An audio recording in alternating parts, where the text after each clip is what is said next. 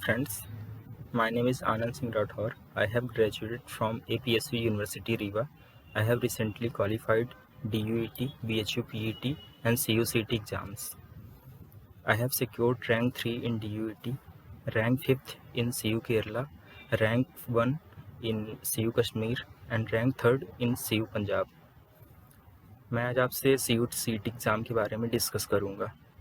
तो एग्ज़ाम की प्रिपरेशन मैंने ग्रेजुएशन के फाइनल ईयर में स्टार्ट की थी और इसके लिए मैंने पाथफाइंडर बुक रेफ़र किया था। इसमें सारा सिलेबस अच्छे से कवर किया गया है। इसके कुछ सेलेक्टेड टॉपिक्स हैं जिस पे आपको ज़्यादा फोकस करना है। वॉल्यूम फर्स्ट पे पहला चैप्टर है बायोमॉलिक्यूल। बायोमॉलिक्यूल में मैं आपको amino acid, nucleic acid, carbohydrate, lipid and vitamins, तो इनके स्ट्रक्चर, इनके फंक्शन अच्छे से पता होने चाहिए। सेकंड चैप्टर है bio energetics and metabolism. Metabolism में आपको न्यूक्लियोटाइड का मेटाबॉलिज्म जैसे de novo pathway, salvage pathway, carbohydrate metabolism और लिपिड मेटाबॉलिज्म, इनको अच्छे से कंप्लीट करना है। और बायो एनर्जेटिक्स का बेसिक्स जो है delta G, delta H, delta S, ये सारा कुछ अच्छे से पता होना चाहिए। इसके कुछ न्यूमेरिकल्स आ सकते हैं, वैसे आज तक आए नहीं हैं। देन थर्ड चैप्टर है सेलुलर स्ट्रक्चर एंड फंक्शन। तो इस पे आपको सेलुलर कंपोनेंट्स और उनके फंक्शंस और सेल सिग्नलिंग में ज़्यादा कुछ नहीं तैयार करना है। आप बेसिक्स GPCR कंप्लीट कर लीजिए, ये इनफ रहेगा। फोर्थ चैप्टर है प्रोकैरियोट एंड वायरसेस। इस चैप्टर में आपको बैक्टीरिया और आर्किया के बीच में बेसिक डिफरेंस पता होना चाहिए और बैक्टीरिया में हॉरिजॉन्टल जीन ट्रांसफ़र के तीनों मेथड पता होने चाहिए। और फिफ्थ चैप्टर है इम्यूनोलॉजी। इम्यूनोलॉजी पे आपको सबसे पहले सेल्स ऑफ इम्यून सिस्टम जाननी है, बेसिक, इन्नेट और एडॉप्टिव इम्यूनिटी क्या होती है, कैसे फंक्शन करती हैं दोनों, ये पता होने चाहिए। और MSC है, MSC मैचिंग है, ये माउस में और ह्यूमन में दोनों में पढ़नी है। और एंटीबॉडी स्ट्रक्चर एंड इनके फंक्शन, पांचों तरह की एंटीबॉडी, इनके पूरे स्ट्रक्चर पता होने चाहिए और फंक्शन पता होने चाहिए। और नेक्स्ट है हाइपर सेंसिटिविटी और ऑटो इम्यून डिसऑर्डर है, इम्यून डेफिशिएंसी है, इनकी जो डिजीज़ेस हैं तो वो अच्छे से कंप्लीट करनी है, उनसे कई बार क्वेश्चंस आ जाते हैं। और कभी कभार वैक्सीनेशन से भी क्वेश्चन आते हैं, वैक्सीनेशन की हिस्ट्री पे ज़्यादा फोकस करना है। देन सिक्स चैप्टर है diversity of life. Diversity of life में आपको अप्रोचेस ऑफ क्लासिफिकेशन पढ़नी है, फाइलेटिक्स है, क्लैडिस्टिक्स है और बायोलॉजिकल स्पेशिएशन है। तो उसकी डेफिनेशन जो 4-5 थ्योरीज़ हैं तो उसकी डेफिनेशन अच्छे से पता होनी चाहिए। और इस पे जो क्लासिकल जूलॉजी और बॉटनी दे रखा है उतनी डिटेल से दे नहीं रखा है, तो पढ़ने का कोई मतलब है नहीं। जूलॉजी के लिए मैंने कोटपाल रेफ़र की थी। कोटपाल में प्रोटोजोआ, हेलमिन्थ्स और कॉर्डेट, इनको अच्छे से कवर करना है। यूजुअली इन्हीं तीनों फाइला से क्वेश्चंस आ जाते हैं। और फाइला हैं उनके आपको बेसिक कैरेक्टरिस्टिक्स और इनके जो एग्जाम्पल हैं वो कंप्लीट कर लेने हैं, इतना इनफ रहे। अगर बात करें वॉल्यूम सेकंड की, तो यहाँ पहला चैप्टर है जेनेटिक्स। जेनेटिक्स पे आपको Mendelian genetics, penetrance, linkage, sex determination और genome, eukaryotic chromosome, prokaryotic chromosome, इनके स्ट्रक्चर पता होने चाहिए।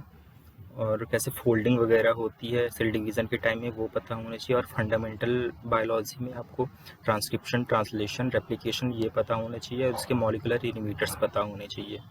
नेक्स्ट चैप्टर है, सेकंड चैप्टर है RDT का चैप्टर है। RDT पे आपको मॉलिकुलर मार्कर्स अच्छे से कंप्लीट करने हैं, जैसे RFLP, AFLP हो गया।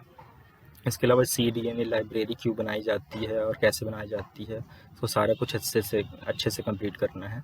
और इसके बाद कल्चर आ जाता है, एनिमल कल्चर, प्लांट कल्चर, दोनों को अच्छे से कंप्लीट करने हैं। इसके अलावा क्लोनिंग आ जाती है।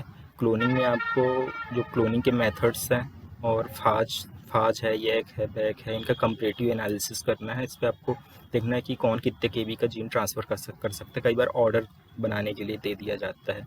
और इसके अलावा नेक्स्ट चैप्टर आता है फिजियोलॉजी का। तो एनिमल फिजियोलॉजी में आपको बेसिक 3 चैप्टर कंप्लीट करने हैं।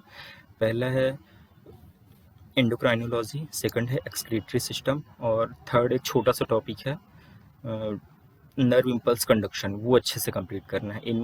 प्लांट फिजियो की बात करें तो वहाँ आपको हार्मोन वाला चैप्टर अच्छे से कंप्लीट करना है और फोटोसिंथेसिस वो इम्पॉर्टेंट है, उसको अच्छे से कंप्लीट कर लीजिएगा, दैट्स इनफ रहेगा फिजियोलॉजी के लिए। और एक चैप्टर आ जाता है इकोलॉजी और रिवोल्यूशन। इकोलॉजी और रिवोल्यूशन में पॉपुलेशन इकोलॉजी वगैरह, सक्सेशन, इकोसिस्टम, GPP, NPP क्या है ये पता होना चाहिए। और रिवोल्यूशन में में एवोल्यूशनरी टाइम स्केल पता होनी चाहिए, ह्यूमन एवोल्यूशन को अच्छे से कंप्लीट करना है।